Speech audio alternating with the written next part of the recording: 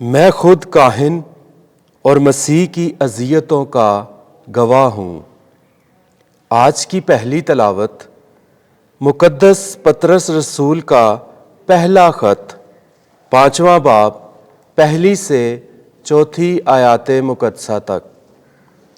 اے پیارو، تمہارے درمیان جو کاہن ہیں، میں جو ان کی کہانت میں شامل اور مسیح کی اذیت کا گواہ اور اس کے جلال میں شریک ہوں جو ظاہر ہونے والا ہے، ان کو تاکید کرتا ہوں کہ تم خدا کے اس گلے کو چراؤ جو تمہارے درمیان ہے۔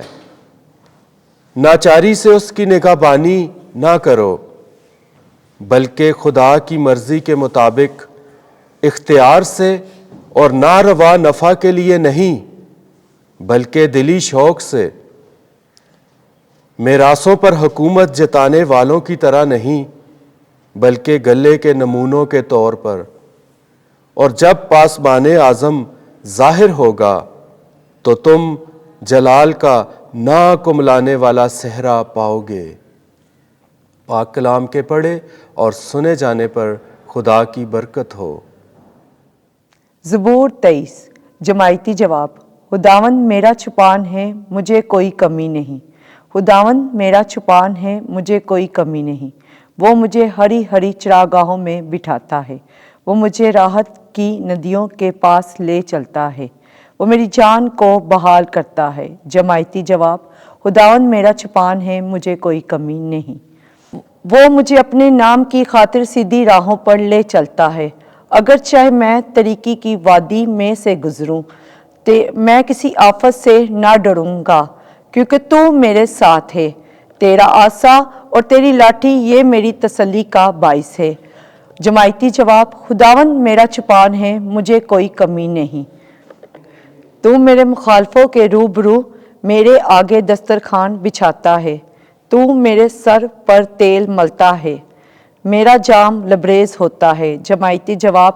خداوند میرا چھپان ہے، مجھے کوئی کمی نہیں۔ میری زندگی کے تمام ایام میں بھلائی اور کرم میرے ساتھ ہوں گے، اور زمانوں کی درازی تک میں خداوند کے گھر میں رہوں گا۔ جماعتی جواب۔ خداوند میرا چھپان ہے، مجھے کوئی کمی نہیں۔ خداوند آپ کے ساتھ ہو۔ انجیل مقدس متی کے مطابق اے خداوند تیری تمجید ہو۔ 16واں باب اس کی 13ویں آیت سے 19ویں آیت تک۔ تو کیفا ہے اور میں آسمان کی بادشاہی کی کنجیاں تجھے دوں گا۔